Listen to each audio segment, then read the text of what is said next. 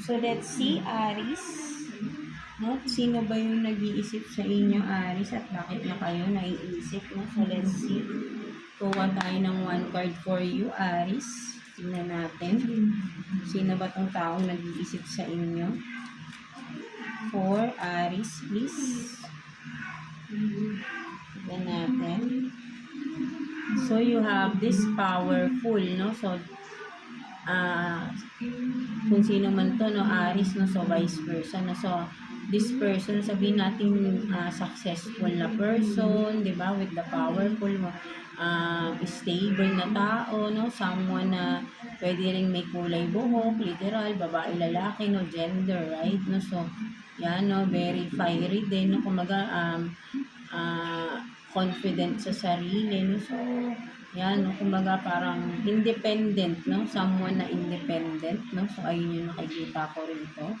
No? So, let's see bakit ka naiisip ng tao na ito, right? No? Sino ba yan, no? Sino ba tong tao na to na naiisip ka? Tingnan natin. Kuha tayo ng 2 cards here for you, Aries, no?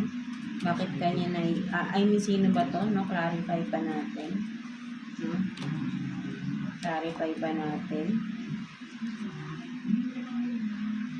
Sino tong tao nito?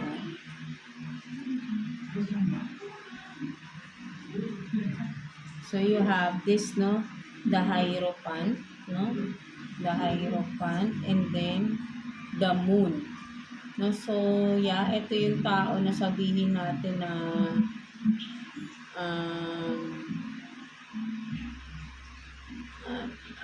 very religious naman siya, no? Kumbaga parang religious siya, no? But then, with the moon in reverse, no? Kumbaga parang ito rin yung tao na may mga parang sabihin natin may misteryo, no? Something like, or may hidden secrets, no? Something like that, no?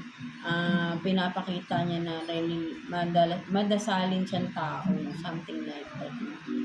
So, yeah, sabihin din natin na no, parang yan, no, meron siyang tinatago, parang gano'n, no.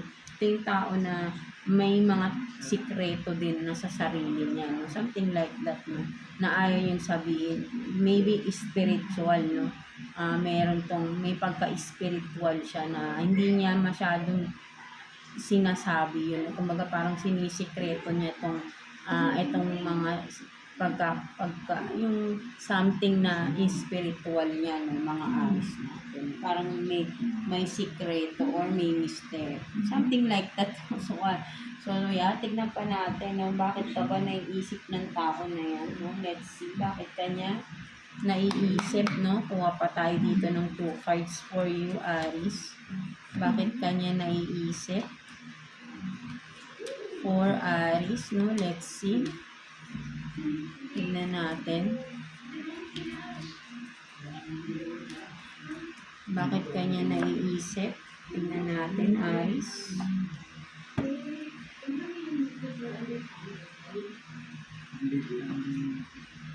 So, you have this, no, escapade. No, escapade, vacation, hideaway, adventure, and then come together, no, reconciliation.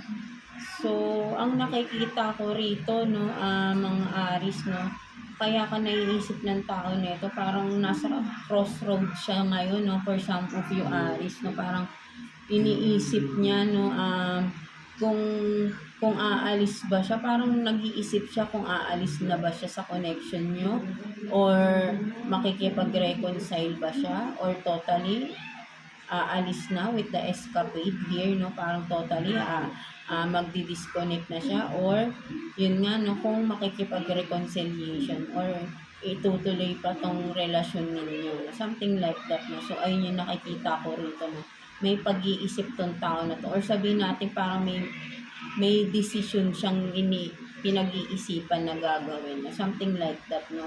So, ayun yung nakikita ko dyan, no, mga Aries natin, no. So, yeah.